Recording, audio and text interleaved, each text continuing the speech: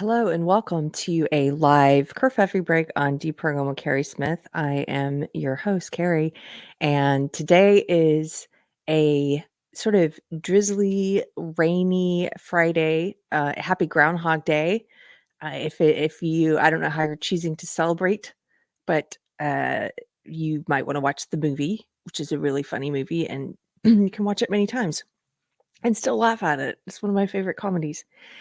So, welcome and thanks for your patience in our impromptu episode on Wednesday. We had audio problems with the video we wanted to watch from the Texas Supreme Court's YouTube channel. They did not have closed captions enabled, and the audio was very low. And so we wasted some time. I wasted some time live trying to get the volume to work with boosters and stuff, and it didn't work. So we abandoned it. But today, I've downloaded the video, I've adjusted the sound. I think it's going to work fine today. I would like to still watch this video with you guys. So I didn't put that in the thumbnail art or the title because I'm like, what if it fails again? but but we'll see. We'll see if we can watch it. Welcome if it's your first time here. Deprogrammed is, what are we? We are a community of wrong thinkers, wrong knitters, wrong sitters, wrong laughers, and wrong speakers, and basically people who come together to talk about sanity in a world of insanity. Is that one way to phrase it? We talk about the what's going on in culture, politics, society, and primarily we look at everything through the lens of my old ideology, social justice ideology, which is also colloquially referred to as woke. And I sometimes I do lots of interviews with people about social justice, people who've left it like I did, and professors, comedians, people who are changing culture. So you can find those interviews in the Deprogrammed interviews section here on YouTube. We're also simulcasting now on Rumble, and so if you're watching at Rumble, hello, good to see you, and welcome. Uh, Good morning to you, Keri, and to the wrong thinkers. Yes. Hey, Alyssa K. She says, I finally made a live stream. Go me. Hello and welcome. We're going to watch a video today. Before we do that, I just wanted to show you guys something. Now, what we're going to watch, I'll set it up for you. It is Texas related, but the topic is national. It's international. What we're watching is footage from the Texas Supreme Court on Tuesday. And basically, Texas is one of these states. I won't take as long to set it up as last time when the audio didn't work, but essentially, Texas is one of many states who have now tried to enact legislation to protect children from so-called gender affirming care, to protect children from sterilizing hormones, from puberty blockers, from mutilating surgeries before the age of 18, because Texas is a state that recognizes, while we protect children from abuse, there are many things children, we don't allow them to consent to. The law recognizes that they're not the same as adults, and they can't consent to sex with adults. They can't consent to drinking alcohol, smoking, driving a car, buying a gun, voting, many things we don't allow children to consent to. And you would think we wouldn't need to do special laws for this, that it would be covered under existing child abuse laws. But since they've changed the definition of what is harm and what is affirming with this Orwellian language, several states have had to do these specific laws banning so-called gender affirming care, this pseudoscience, this Mengele mutilation of children. Texas is one of those. In September, SB 14 was supposed to go into effect, and what happened was a judge placed a temporary injunction on it to try and prevent it from going into effect. And our attorney general here, Ken Paxton, who's based AF, said no way, and he filed an appeal, and so then it did go into effect on September 1st, as it was supposed to. But now the appeal, it's made its way to the Texas Supreme Court, and so on Tuesday they heard arguments both for and against SB 14. And so we're going to try and listen to the footage today. I think it's very useful because it's good to hear the legal arguments against treating children like adults who are capable of choosing to cut their breasts off or to sterilize themselves for life when they're minors. We're gonna hear the arguments against letting them do that and the arguments for letting them do that. It's good to know what those arguments are in conversations that we have with people about this, since it is a so-called unfortunately, it is a hot topic currently. It's exploded across the West. Um, so we're gonna watch that. I wanted to show you one other quick thing in Texas, and again, this happens to be in my state, but it's probably in yours. All of these stories sound familiar no matter what state they're from. Let me pull this up for you. Okay. So, do you guys watch did you ever watch the comedy show Parks and Rec? I watched some of it. I didn't watch it religiously, but I watched it. It was pretty funny. And Austin Parks and Rec department just got in trouble. They the Parks and Rec department has an office for diversity and equity and inclusion. What? Why? What a waste of taxpayer dollars. This ideology, this social justice woke ideology, my old ideology, it's spread, as we know, into every form of government. It's spread into the political realm, into entertainment. It's ruining all of our favorite films and TV shows, like the properties. It's ruining gaming. It's spread into hobby groups like knitting. That's where I met a lot of you in the knitting world. And so, yeah, Parks and Rec department needs a diversity, inclusion, and equity department. What a bunch of crap. So they got in trouble because they sent out these emails. I'll show you the video clip. Should I show you the emails first or the video clip? Let's do the emails first, actually, because they're pretty horrific and we can have some laughs. Now imagine getting this in your inbox. Okay, I'm gonna try and make this a little bit larger. PARD, that's the Parks and Rec department. I can't, it's not gonna allow me to enlarge this, so I'm just gonna read it to you.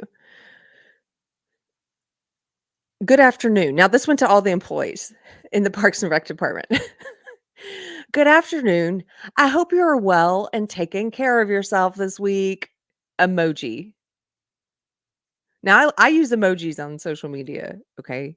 In a professional business email, I mean, right off the bat, this person is they're not a professional adult. They have this childlike mentality, in my opinion. Here we go. Okay, emoji. For those who do not know me, my name is Magale Arredondo Lopez, parentheses, pronouns she, her, Ella. Oh, thanks for the pronouns. Thanks for letting me know you're mentally unstable. That's what that says to me. As soon as someone gives me pronouns, I put them in a box, rightfully so, of people I don't really trust and don't really want to be around, like probably have some mental issues. I recently started as an equity and inclusion coordinator for the Parks and Recreation Department. In this role, I work alongside Sona Shah, parentheses, she's the equity and inclusion program manager. Oh, so there's many of you in this equity and inclusion department. And Julia Kovac, all women. Take note, all women. I participate in the department's 2024 equity assessment and the equity office. This sound like a hellscape of things that she participates in. Additionally, I will be coordinating the first ever anti-racist affinity spaces for Parks and Recreation Department employees. What fun! We're going to do anti-racist affinity spaces. If you don't already know, anti-racist is the way they describe their racist ideology. Whenever you see that word, a woke person, someone like this using it, they mean racism. They mean they're going to teach you to be racist at this training. They're going to call it anti-racism, but it's racism. Okay, so they have a little flyer attached. Flyer attaches a flyer that can be posted up for the staff to see. Please put up a few copies to pass out as well. And then we have the whole section here, anti-racist affinity spaces, general information. I'm just imagining the guy in Office Space getting this email, the guy who loves his stapler. And now they have this part highlighted. For people of color, let me go to the next part. You can read it here. For people of color, and they have a little asterisk. And down below in bold for the asterisk, it says, To cultivate a brave and safe space for attendees, we kindly ask that you do not attend these spaces if you are not a person of color. Okay? Segregation. Segregation. This is the anti-racism space just for people of color. So then they say once a month, Parks and Recreation Department employees of color will meet up at various city sites. The first 1.5 hours will be for fostering dialogue, and the last 30 minutes will be for networking. This monthly space will offer folks the opportunities to gather and connect with other Parks and Recreation Department employees of color, share about our personal and professional experiences with racism, and learn about mentoring and job opportunities for professional development. Upcoming date, February 22nd. That was supposed to be later this month, right? Location to be decided. Then they have this section in red for white people.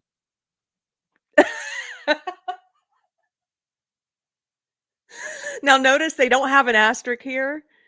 They do not have an asterisk like they did for people of color that says, "To cultivate a brave and safe space for attendees, we kindly ask that you do not attend these spaces if you are not a white person." They don't they don't they left that out.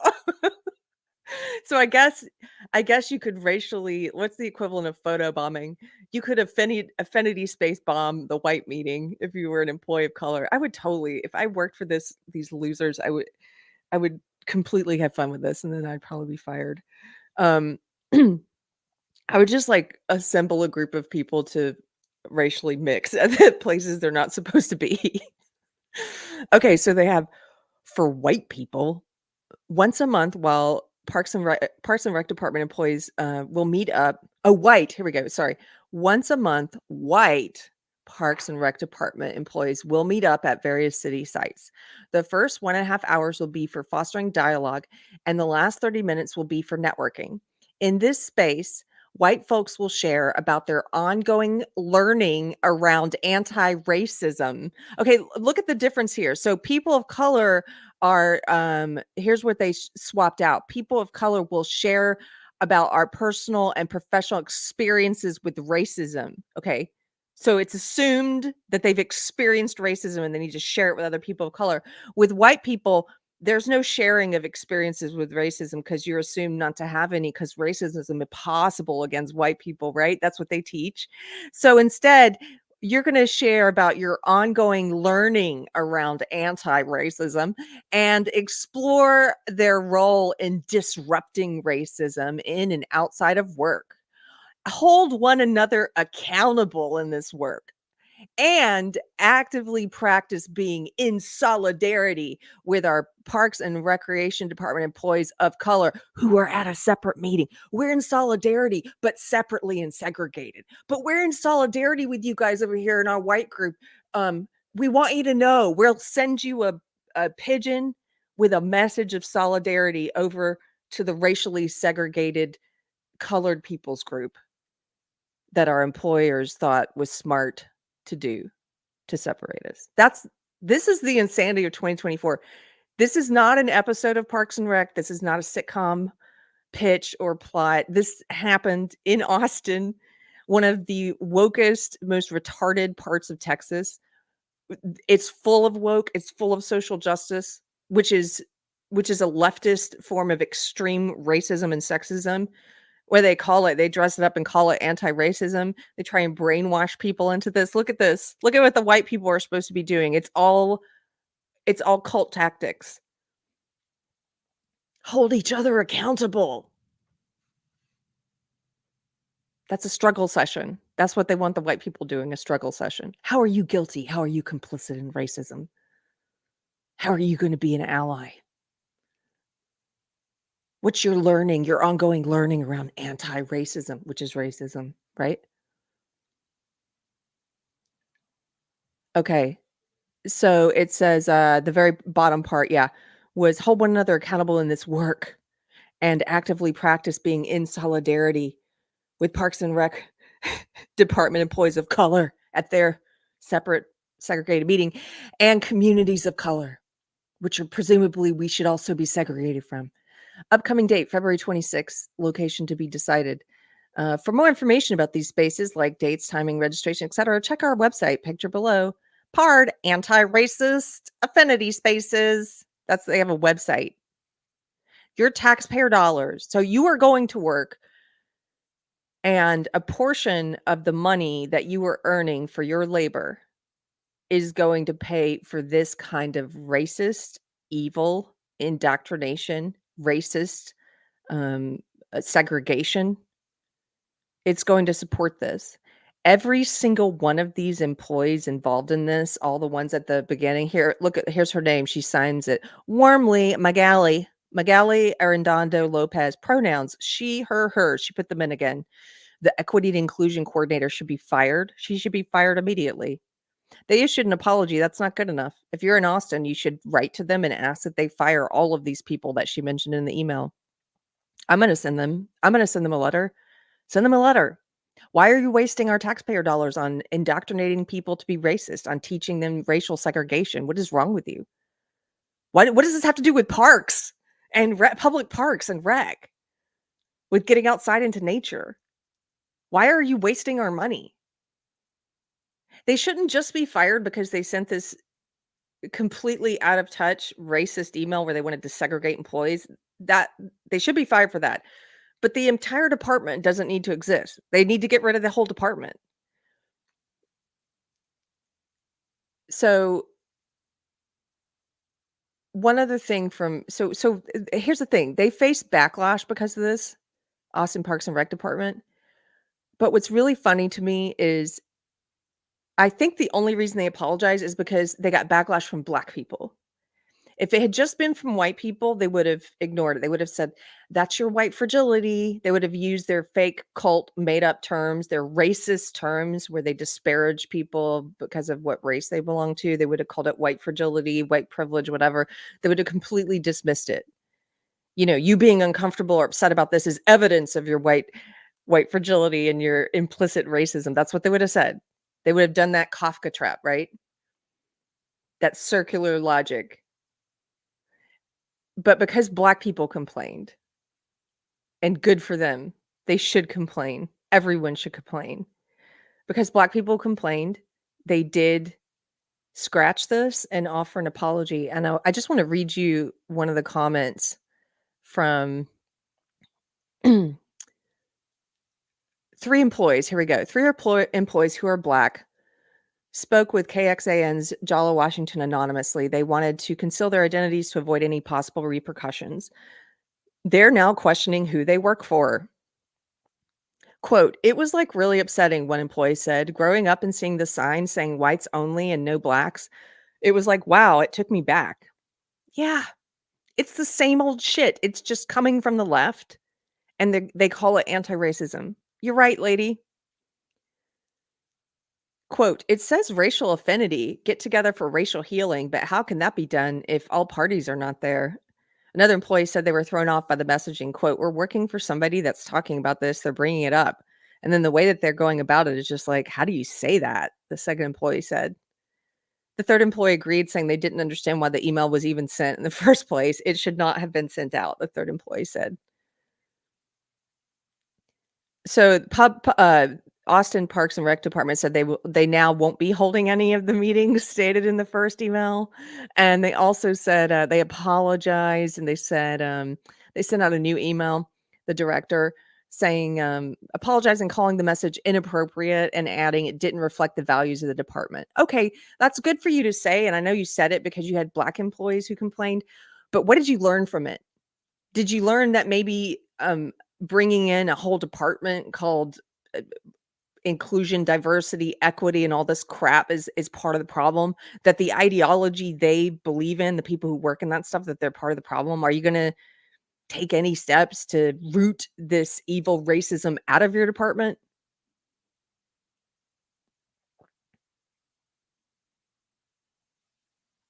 I'm going to show you a quick clip, a video news clip from Texas about this.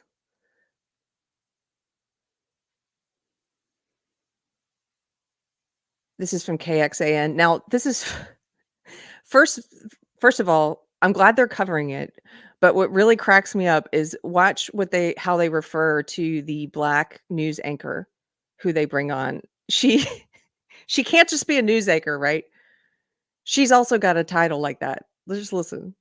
The City of Austin's Parks and Rec Department is apologizing after sending out an email that alarmed several workers. So, this email was titled Healing from Racial Trauma, and it told people to attend one of two meetings, one for people of color and one for white people. Our multicultural reporter, Jayla Washington, is joining us. Why is she your multicultural reporter? Why do you need one? Why can't she just be a reporter? Why can't she report on all kinds of things? Why? Why? Okay, well, let's continue. Is live in studio to talk a little bit about this. So, Jayla, so many questions, but who did this message initially come from? Well, according to the internal emails that we were sent from an employee, they actually got this email from the Parks and Rec department, specifically from someone who recently started as an equity and inclusion coordinator for that department. I talked to workers about what made this so upsetting. Outdoor parks like this one are maintained by the Austin Parks and Recreation Department, but some of the department's workers now questioning who they work for. It was like really upsetting, like with my age, growing up seeing the signs saying whites only, no blacks allowed. It was, wow, it threw me back. I spoke to 3 Parks and Rec employees, all black men, who are upset with these emails from the department's Equity and Inclusion Department. They wanted us to conceal their... My mistake. I thought they were black women who complained. It was 3 black men who complained, which actually makes more sense to me. Their identities to avoid any possible repercussions. It says racial affinity, like get together for racial healing, but how can they be done if all parties are not there? We're working for somebody that they're talking about this, they're bringing it up, and then the way that they're going about it is just like, how do you say that? I know that it shouldn't have been sent there. The email read employees would have once a month, hour-and-a-half meetings at various sites, where the employees of color would share personal and professional experiences with racism. And at the meeting for white employees, workers would share their ongoing learning about anti-racism, their role in disrupting racism in and outside of work, and actively being in solidarity with their fellow employees of color. According to the workers we spoke to, one day after the first email, the Parks and Rec director sent out an email apologizing, calling the message inappropriate, adding it didn't reflect the values of the department. Was that enough for you? Let's do a better job, you have to be conscientious. Yeah, you have a great point in the chat. That's the end of that that news clip. But Ninja Kitty, hello Ninja Kitty, has a great point. What's more disturbing? They wanted their identification hitting. Yes, because look, if you are a person who is in one of these so-called oppressed or marginalized groups that the social justice woke cult pretends that they speak for and pretends they're doing all of this for, and you don't agree with it or you criticize it, like, so if you're a black guy or a black woman or a gay person or a trans person or a woman, if you're someone in one of these so-called oppressed groups and you don't agree with it, the identity group you're in is not going to protect you because it's at the end of the day, it's actually not really about that at all. So they're going to treat you probably worse than they would someone from an oppressor group who had a problem with it because you criticizing it as a black person, it's like you're pointing out the emperor has no clothes. And they take great offense to that. They can't claim to speak on your behalf if you're not agreeing with them. And I've heard numerous stories from black employees who work at companies that have these diversity and inclusion and equity trainings and stuff where it's just it's white people condescending and claiming to speak on their behalf and pushing and teaching a bunch of stuff they don't even agree with. And they're afraid to say something just like anyone. So yeah, they hid their identities. Yes, you would be accused as a race traitor. Okay, so I just thought this was great. Texas Sheep Lady, these men speaking don't need their help. How dare them? Yeah, exactly. One of those guys was old enough to live through segregation before the first time it happened here. And, he mentions It reminded me of seeing the whites only, coloreds only signs when I was younger. He's that old that he's seen that, so he knows what he's looking at. And look where he's at. He doesn't need the help of these woke, white, mostly, leftists from their place on high, reaching down to help him with their racial affinity group program at the Parks and Rec department. Again, what does this have to do with Parks and Rec? Nothing. But what does it have to do with anything it infiltrates? Knitting groups? Nothing.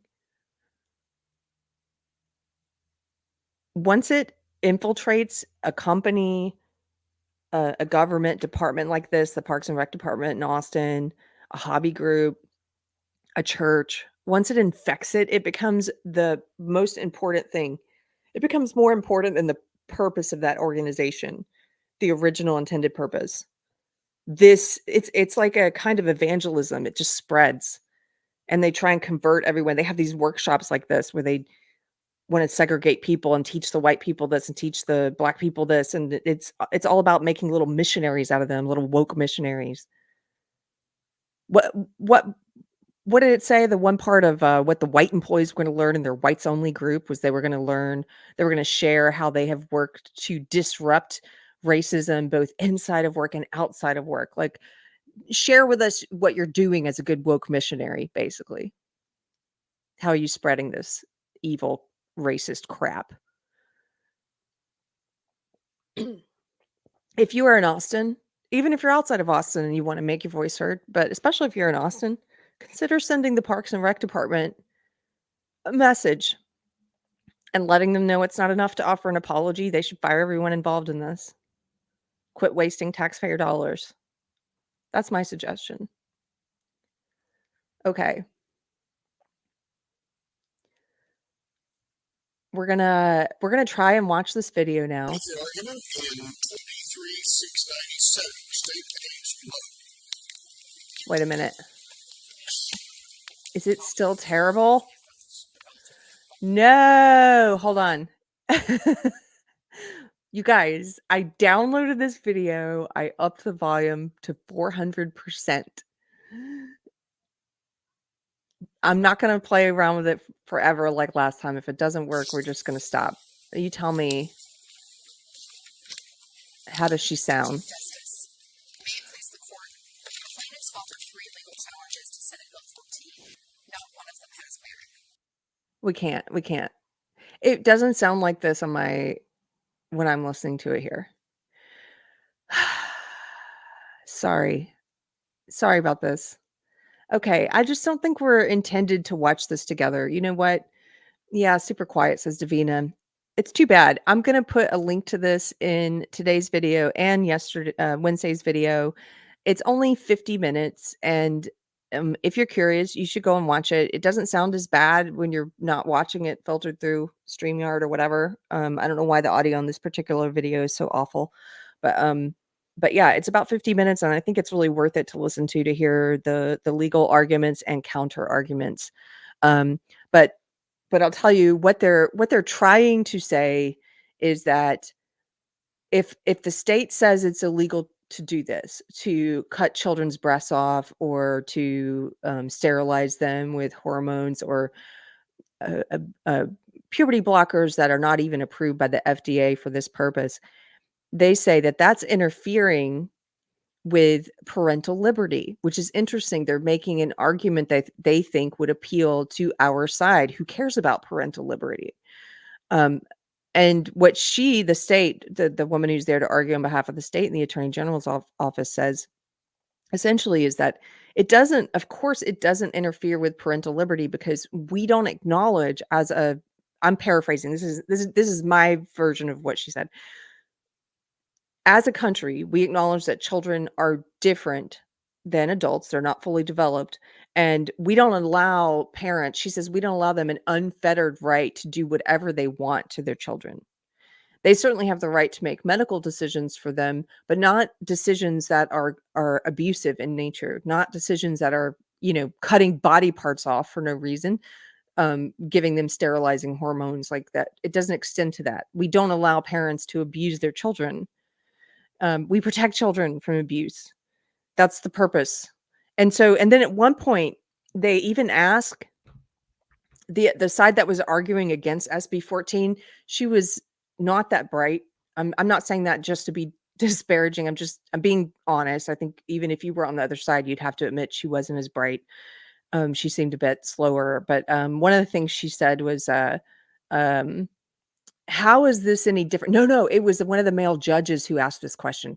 He said, "How is this any different from uh, parents not wanting to how's this any different from the state forcing vaccines on children against their parents' consent?" That's what he asked.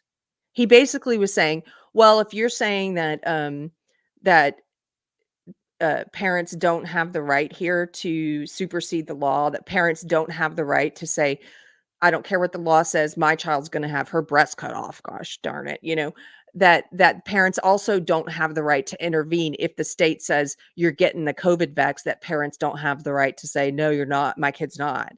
And she actually had to point out to him, in one instance, it's the state forcing some kind of medical intervention, and the other, it's not at all, it's preventing something that's unnecessary. Those are 2 completely different things. Does that make am I explaining it well? Because I was shocked that he even asked that question, but I guess some people would have that. Like, over here in his COVID example, that's not the state saying, "No, you can't, do this medical thing on your child because the law has deemed it abusive." No, it's quite the opposite. It would be the state saying, "You must do this thing on your child even if you don't want to, we're gonna force it." That's a completely different thing. The state doesn't have the right to do that. They don't have the right to come in and say, "We're cutting your kid's breasts off whether you like it or not," or, "We're giving your kid this injection whether you like it or not." They don't have the right to do that. The individual rights supersede. The parental right supersedes, of course. I thought that was shocking that the judge asked that. Did I explain it well, or is it confusing?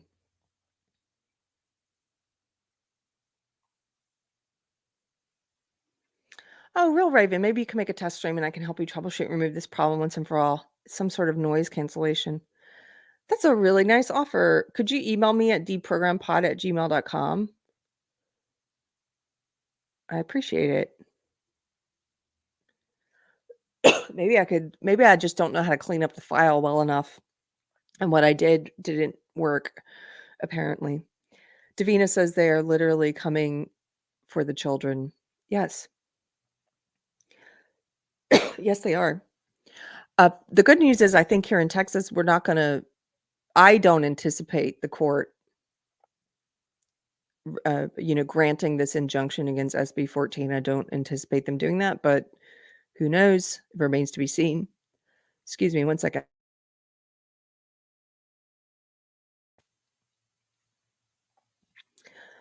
Are you guys, are any of you based in Texas? Helena, did you see the Montana couple on Megyn Kelly? They had their kid taken. I didn't watch them on Megyn Kelly yet, but I did read the interview that and the coverage that Redux Magazine did about them on Wednesday's episode. It's awful. Despite Montana being a state that protects kids from this kind of abuse, they have people who work in the government there in the state of Montana who took this kid from the parents to basically get around the law, to get the kid out of state so they could help do what they wanted to this minor. Again, speaking of those government employees at the beginning of this episode, the ones in the Austin Parks and Rec department, those employees need to be fired. Those government employees need to be fired. All the ones involved in taking that child from her parents. You don't keep people around like that.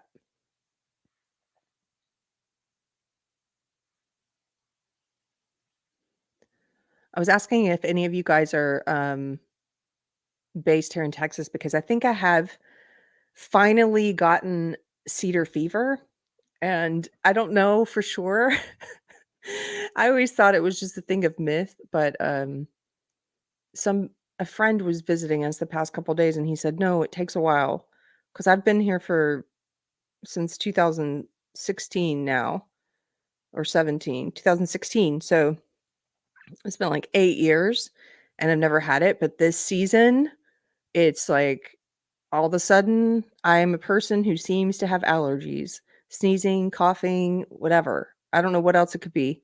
So whenever I mention it to a Texan, there's always this refrain, "Oh, you have cedar fever." So I was just wondering if you guys have experience with that, because that's what's going on. Um, well, since we're not going to watch that video, I'm going to pull up something else related to our first topic. So this is Black History Month, and I've already seen a number of really crazy social justice themed, hateful kind of videos coming out on TikTok, and a lot of them being shared on Twitter. And I've seen some things like this. So look at this. Some people got White History Month to trend on Twitter, which is, I think, hilarious. It reminds me of the old "It's okay to be white" trolling that was happening a few years ago. Because there's there's nothing wrong with the concept of a White History Month if there's a Black History Month. I don't necessarily think we need one. I don't care. I don't think we need either. But the fact that people got it trending is hilarious because you knew it would trigger people. It's just a troll to get people upset. And so here we go. This person, Kasem Rashid Esquire, he says, "White History Month is trending." And then he does a little critical looking emoji. He says, "FYI, white is not a culture. There's German culture, French culture, Irish culture. Celebrate them, but no such thing as white culture." And then Matt Walsh says, "FYI, black is not a culture." You see what he's doing here. He's making fun of it. He's taking exactly what this guy said, and he's just inserting black instead of white. So he takes it and says, "FYI, black is not a culture. There's Ugandan culture, Kenyan culture, Zimbabwean culture, but no such thing as black culture." And this just set the internet on fire. This was like the ultimate troll. It's okay for the woke people, the social justice people to say the first statement. That's fine, perfectly fine. White's not a culture. But if you say black is not a culture, oh my gosh, how dare you? You're not allowed to do that. And what's really funny about this is, as you guys know, if you've been watching the show for a while, or if you follow what woke culture and you follow everything that's happening, these are the same people who are saying there's no such thing as white culture, who teach that there's such a thing as white culture. These are the same people who, we just covered this again last week. The Smithsonian Museum. Do you guys remember this? The Smithsonian Museum had a whole display about whiteness, a whole exhibit, and they had these images talking about what is white culture. Here's one from Newsweek. Here, let's bring it up. We just did this last week, but since this is topical again, I'm going to share this with you. Okay, there we go. Now, this is from a few years ago, and this particular report on it is in Newsweek, but this was covered everywhere. This is from the Smithsonian Museum, and it was part of their exhibit on whiteness and white culture. Look at that. Aspects and assumptions of whiteness and white culture in the United States.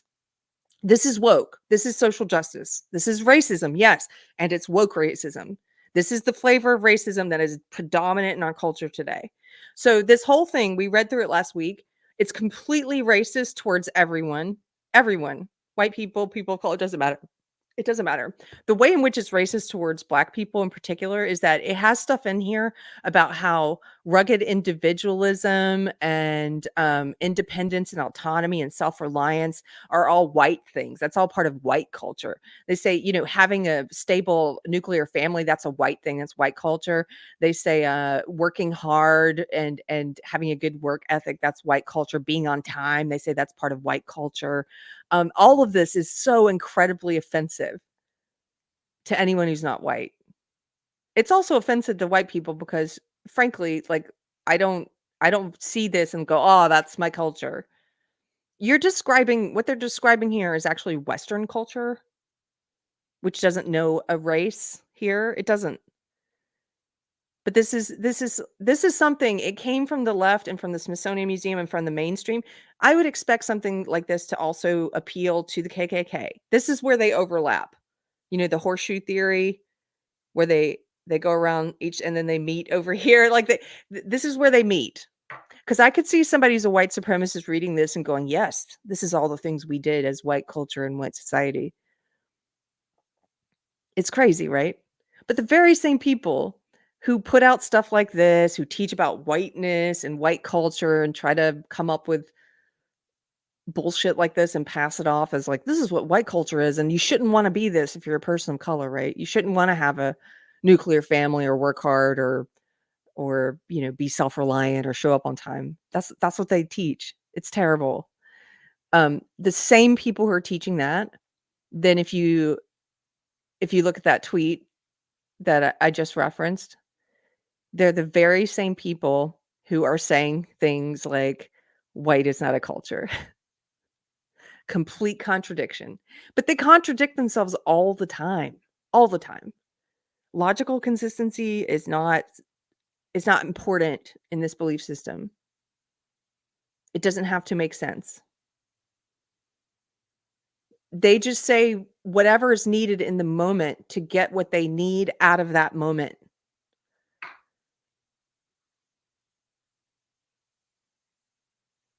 It's kind of crazy.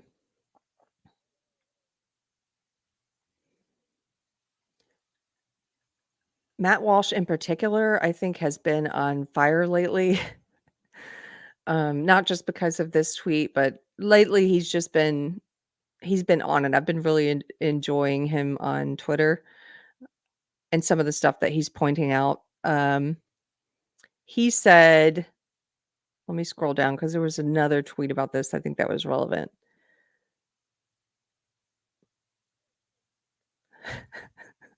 He's also very funny. This is one he chose to respond to. Look at this.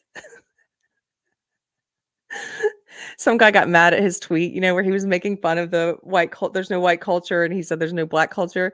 And so this guy responds and says, "Why you, like the letter U, in our business, y'all?" I'm not gonna read the whole thing. "Y'all mother effers be all in the business, then act stupid when you asked a question." And it's like all a run-on sentence. There's no punctuation. And he retweeted it and just said, "Wow, good point. Thank you for this important insight." I just think he's been particularly funny lately. Okay. There was another White History Month thing I wanted to show you. White History Month, sorry. Black History Month.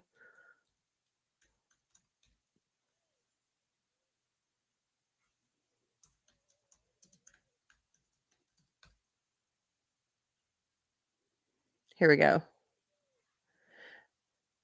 I saw this video somewhere else first before I saw it on, I'm not sure where, before I saw it on Libs of TikTok, but it doesn't matter. It eventually made it to Libs of TikTok, so here we go. This is a white woke woman. As if you couldn't tell she was woke. Look at those eyes. And so this is the kind of stuff you see on TikTok a lot from woke people. They go on there and they do these little, what they think are hot takes and little witty videos where they try and condescend to you or just be a smart aleck full of arrogance, right? This is her. I will tell you, as someone who was in this cult, this is her sort of arrogantly putting on display that she's not like other white people because she's bought into this ideology that says, you know, white people are bad, they're oppressors and all this stuff. Well, I'm not like the others. I'm doing the work. How am I doing the work? I'm making a video shitting on fellow white people for Black History Month. Here, let's watch it. Hi, fellow white people. Black History Month is tomorrow. Let's not do anything to ruin it this year. Okay, my fellow milk crickets? We're going to be good this year. Milk crickets is one I hadn't heard before. That's pretty funny.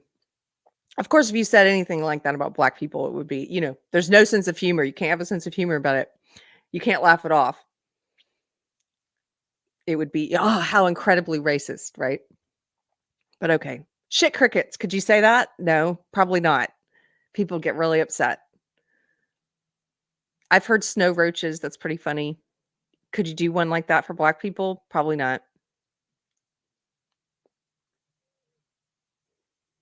My fellow milk crickets. Here we go. Hey, my fellow milk crickets, we're going to be good this year. Yes, we are. And if we are, maybe you'll get a prize. But you have to be good. You can't ruin Black History Month this year. Okay? Thank you, my babies. Bye. Hi. So that was an incredibly, of course, the intent there was to try and be incredibly condescending and talk to fellow white people by using slurs like milk crickets and to talk down to them like, their children, their babies, and she's evolved and she's the parent and the adult. She's not like all the rest of the white people. This is the kind of video, this is virtue signaling.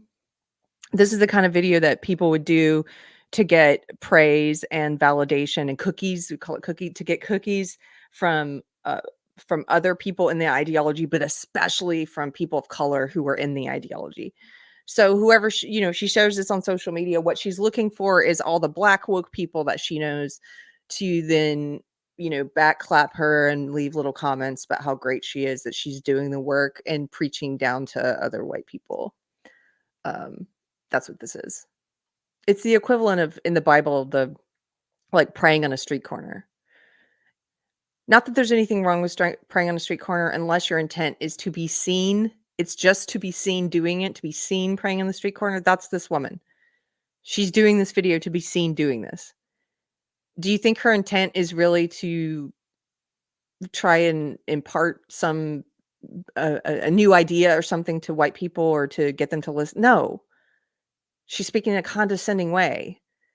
This is to be seen and have her back patted by people who already agree with her. It's preaching on the street corner just to be seen preaching on the street corner, not with the intent of actually reaching anyone and changing their mind.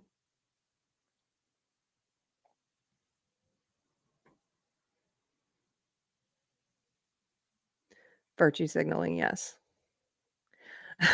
OMG, what a good white ally you are, said no Black person ever.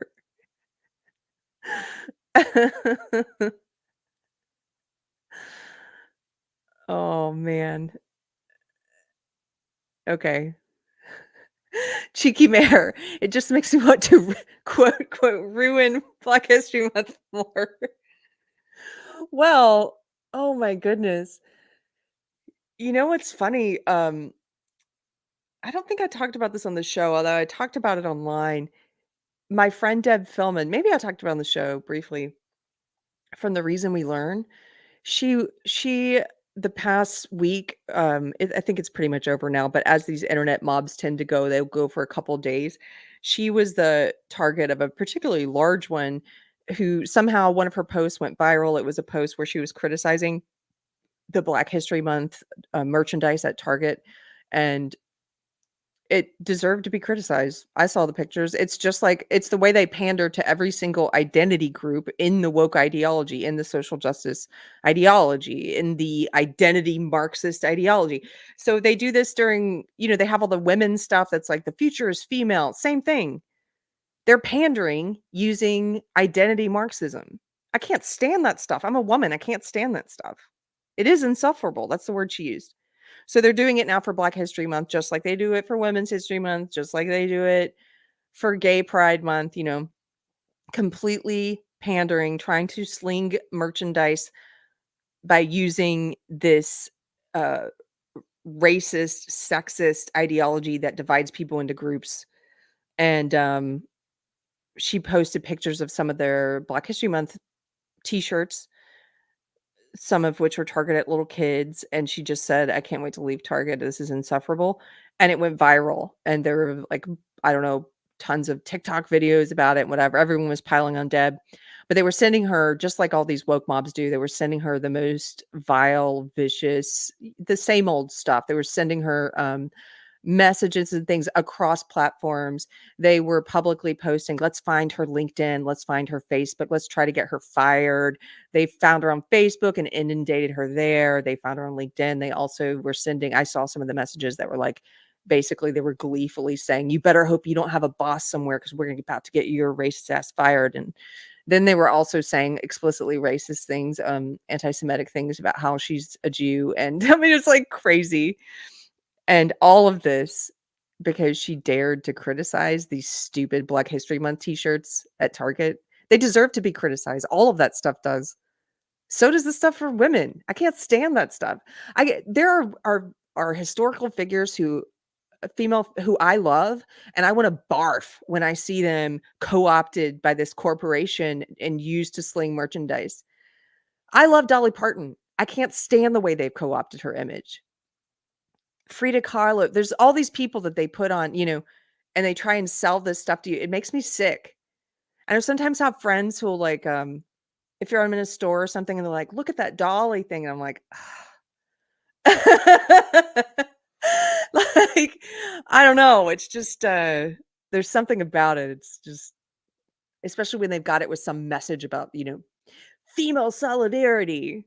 I can't stand it. I can't stand it. Stop separating us. How about it?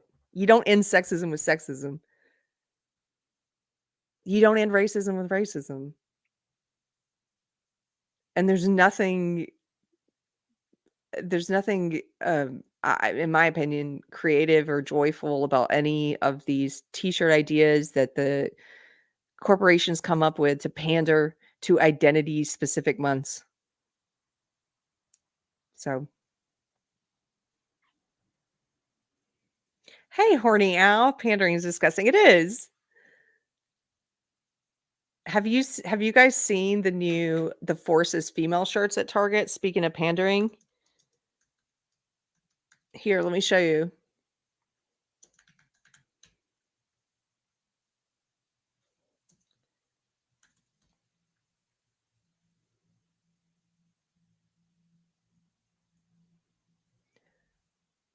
They have all kinds of these, like the Futures female stuff.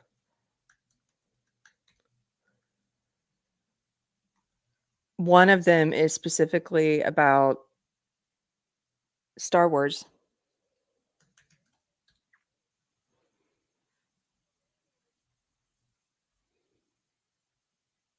Ugh, here we go.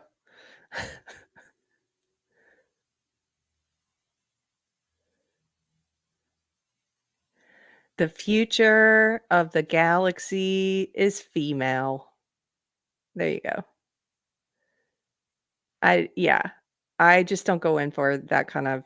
You can do a Star Wars tee without pandering to my gender, okay?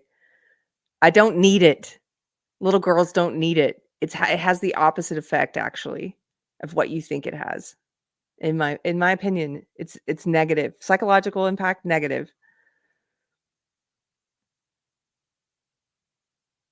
That is a terrible shirt. Yes.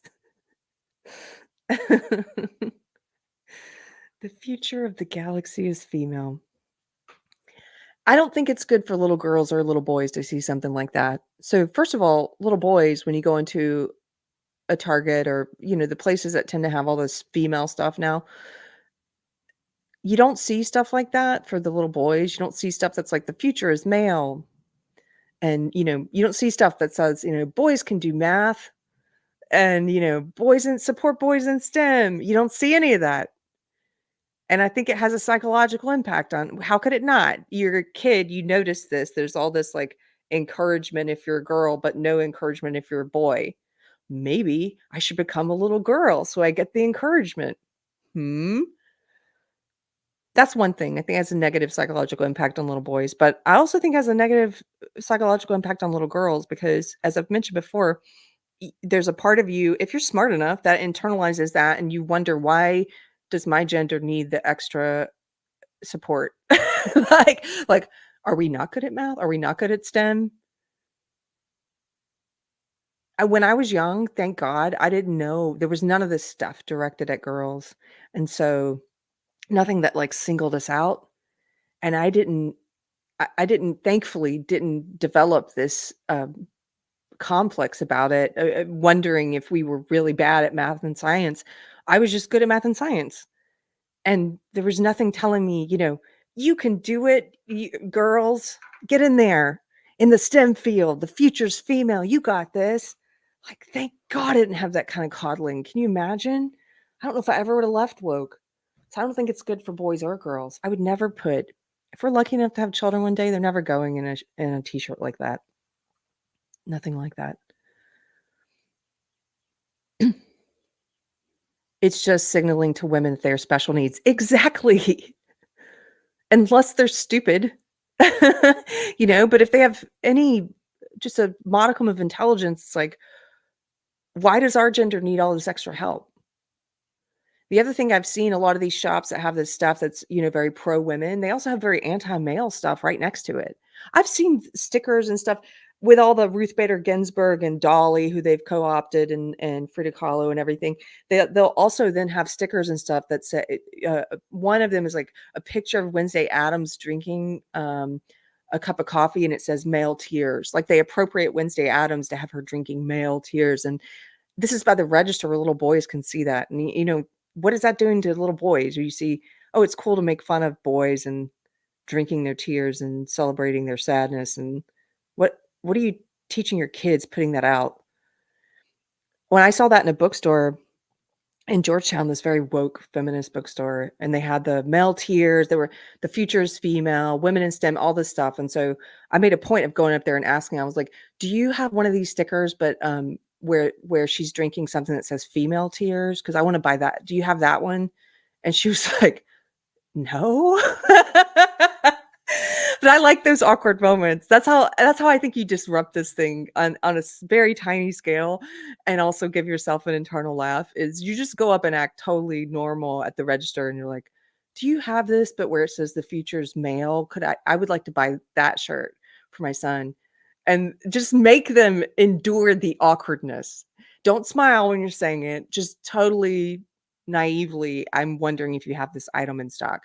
There was another case of that when another example, that when Sarah Higdon came to visit Austin, and we went down Congress Avenue, which has become so woke. Every storefront, they're all Beto signs at the time. It's all completely, they sell woke merchandise, and these things print these hipster printed woke sayings and stuff.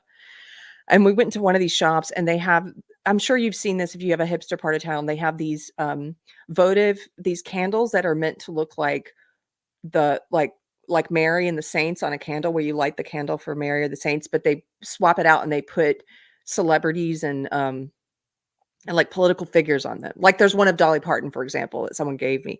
So they'll have different people on there, on these saints candles.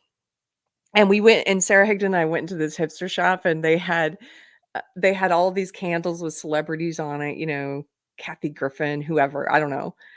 And then they had a political section, and they had on those saint candles, they had Hillary Clinton, Kamala Harris, they had Biden on one. Who's buying that?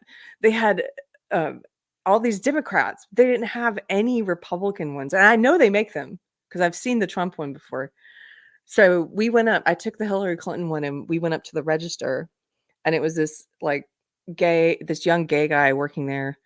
And Sarah and he probably thought oh, look, these ladies, like, they just assume everyone's woke like them. Plus, I'm with Sarah, who he's probably looking, and he's probably recognizing she's probably trans.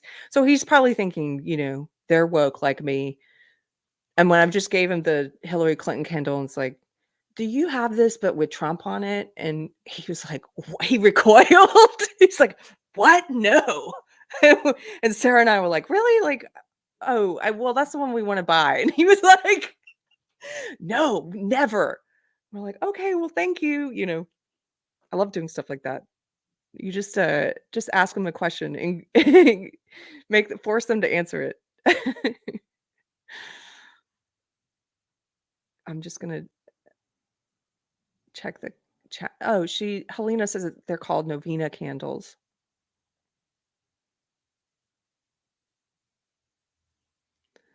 Is the pollen content high right now? It could be mold if it's wet and damp. I don't know. It's wet and damp just today, but I'd love to video Keri confronting clerks. We should do a video like that. I mean, I just do it all the time in my real life anyway. Why not video it?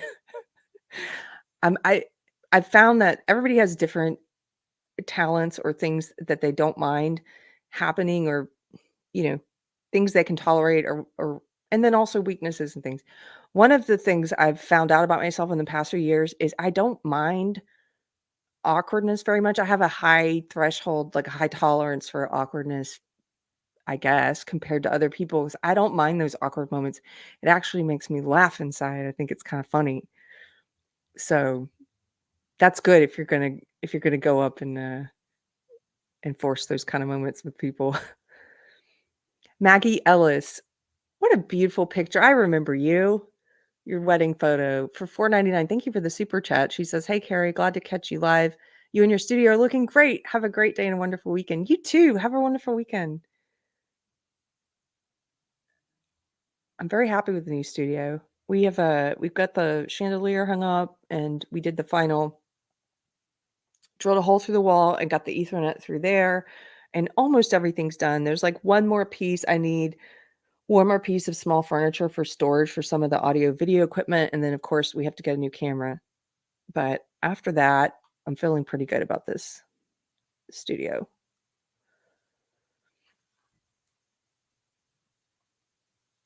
Horny Alf, that's good because I'm an awkward person. Yeah, so am I. I think those awkward moments are hilarious. It's like you don't give two shits. That's just how. Well, yes, that's true. It's also just funny. I don't know. I think it's funny when you force someone to think outside of the box they're in, or they're thinking that about you. Um, and yeah, I guess I can tolerate it. I'll tell you about awkward moments.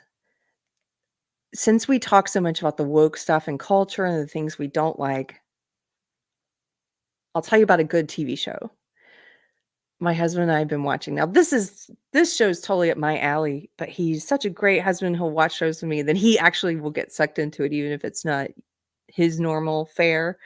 And there's a new season out right now of Love on the Spectrum. And it's a show, this is season 2, I think. I watched the first season, I loved it. There's a new season out, and actually, maybe it's probably season 4. I think I've seen a couple seasons. But it's a show, it's a dating show, it's a reality show where they try and pair autistic people for dates and help them find their soulmate. These are people who wanna be in a serious long-term relationship. And it's such a positive show. You find yourself watching it, it's like you love these people. They're so, they're just so lovable, and they're so honest. And autistic people, I think I've read studies that say they have a harder time detecting deception and also deceiving. And that is very apparent in watching these people on camera. And there are a couple of them who found partnerships where they just match, and it's perfect. And there's a couple right now on this season where they met in the previous season, and they're talking about marriage now, and they both love lions. Some of their, sometimes some autistic people will have one area that they're very highly focused on, that they know a lot about, and they do a lot of research on, and they're sort of obsessed with that. And this couple, they're both obsessed with lions. But then they have other interests, like he's obsessed with Power Rangers and she's obsessed with other girly things. But they come together on lions. So they go on this safari, and you get to see them. They get so excited when they finally see the first lions out in the wild. And it's just such a wholesome, beautiful, positive show. And you can't help but laugh. Like, again, this isn't normally something probably a series he would get into on his own, but he's watching it with me, and we're laughing the whole time. It's emotional. You're hoping they meet the right person. And I would recommend it. Love on the Spectrum. It renews my faith in humanity. And yeah, so last night he had to work. He had a show, and I texted him at the end of the night, like, "Hey, how'd it go?" or whatever. And he wrote back, he's like, "All I've been thinking about during my show is autistic people falling in love," which meant he wanted to come home and finish watching. So, Yeah, Russ Williams. I don't know about problems detecting deception, but autistic folks generally have a problem deceiving. In my case, it doesn't even occur to me to lie, which is amazing. It's like you're superhuman in some way because it doesn't, because you, I would say the people on this show, they all seem exceptionally good-hearted because it's like, it wouldn't even occur to them to do that. They're all very just honest and vulnerable. And there was a previous season I saw where I mentioned this once, but a good example was this girl who's or young woman who's autistic was going on her first date, and her dad told her, if you get nervous, you can just say you have to go powder your nose and go to the bathroom. And she was like, but why would I say I have to powder my nose? That's a lie. And he's like, well, it's just an expression that means you go to the bathroom. She's like, but it's a lie. So and I love that. I love that. I love that about it.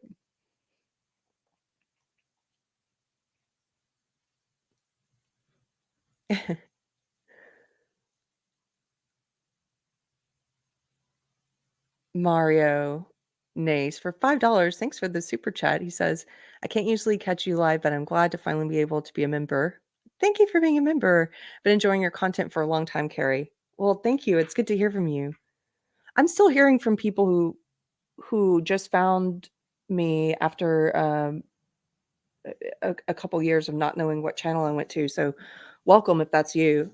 I should mention, you helped me remember this for some reason, Mario, being a member. We are doing our book club in March. This is the book we're reading, Critical Dilemma by Neil Shenvi and Pat Sawyer. And the subtitle on this one is The Rise of Critical Theories and Social Justice Ideology, Implications for the Church and Society.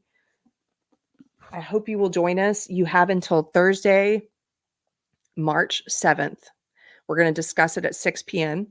And I did just hear back from Neil Shenvi, the author. He's going to do something with us. I don't know yet in terms of scheduling if he's going to be there for the book club video or if we're going to do a separate standalone interview, but we'll do something around the same time. And I'm really excited to talk to him. So I hope you'll read this book with us this month.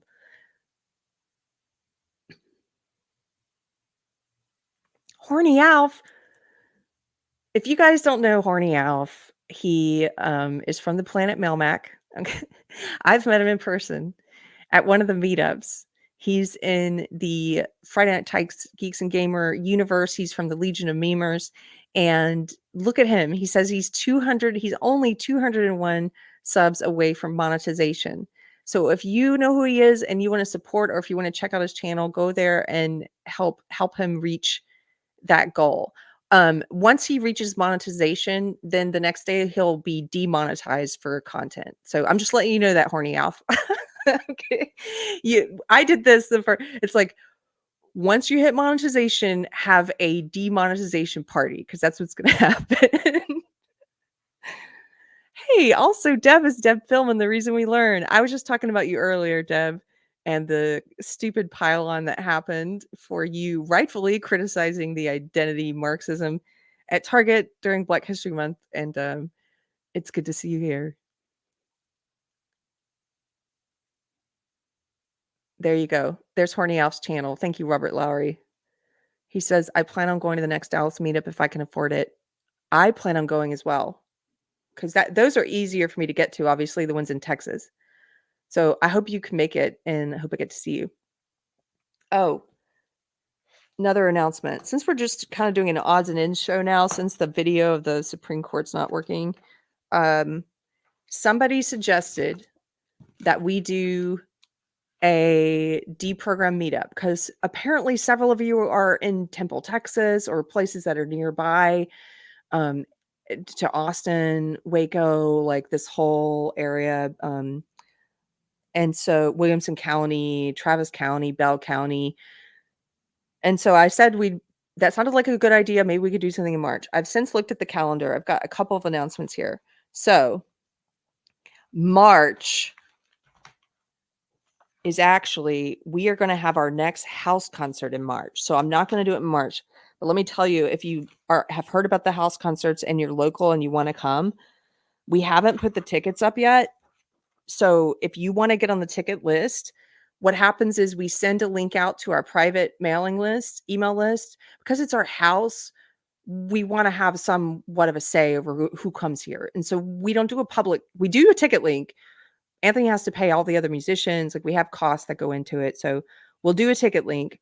We sell about 40 or 50 tickets tops for the show. And if you want to get on that private list, just email me at deprogrammedpod@gmail.com, put house concert list in the subject, and then tell me who you are.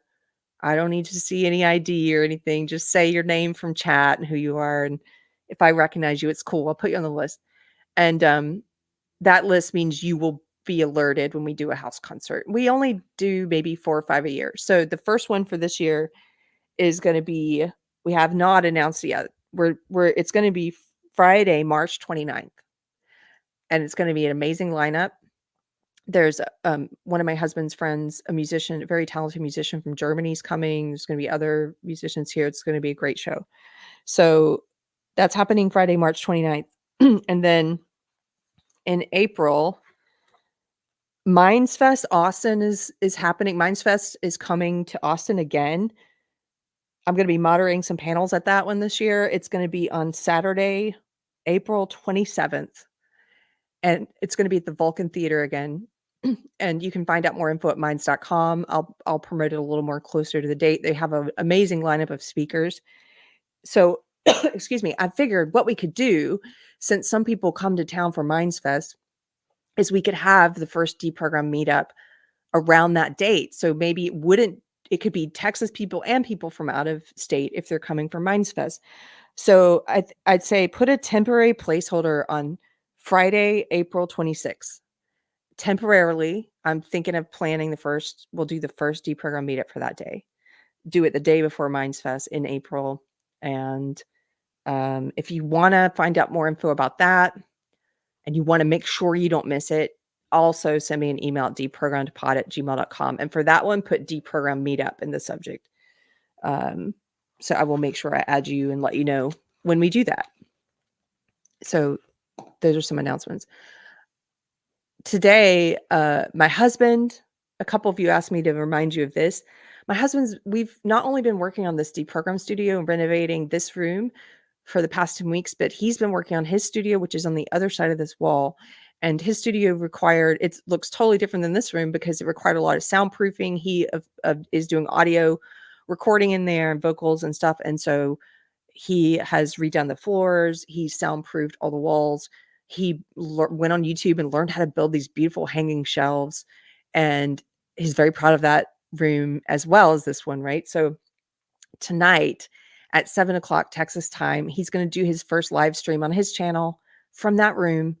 And if you are a music geek, if you like his music, if you're an audio geek and you're curious about soundproofing rooms, and if you're a renovation geek, or if you just like Anthony and want to hang out, he's going to be doing that tonight at 7:00 on Anthony Garcia Music. And I'm glad I didn't forget to mention that. So yeah, I'll do a post about it too if you want to go hang out there tonight. I think that's it. I think I'll take off and wish you guys a good weekend. Oh, the reason we learned.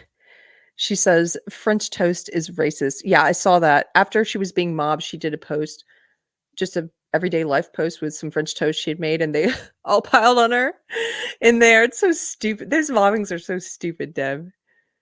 I have to laugh at them. Cheeky Mare, give it up for Cheeky Mare, one of our mods. She says, I'm 486 subs away from monetizing for my church. Well, girl, put your church YouTube link in here in case people want to subscribe and help you reach that limit. Throw it in here. I'll put it up on the screen if I see it. There it is. Oh, wait, no. That's Anthony. Thank you, Robert. That's my husband's YouTube. But if you're still here, Cheeky Mare, put your church YouTube in.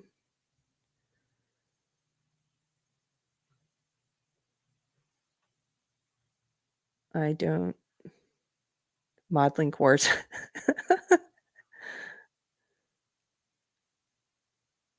Raphael, the movie Beef on Netflix makes legal immigrants look bad. I haven't seen that movie, but I've been curious about it. Because isn't Ali Wong in that movie? And I kind of like her as an actress. Oh, there we go. Cheeky Mare's church.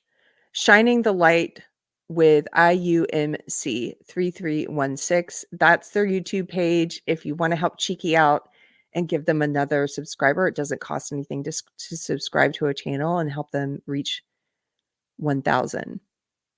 Therese, thanks, Keri. Can't wait for Anthony's show. Yay! I'll see you there then. Okay. Yes, Beef was good. And yes, it's Ali Wong. Okay, I got to watch that one then.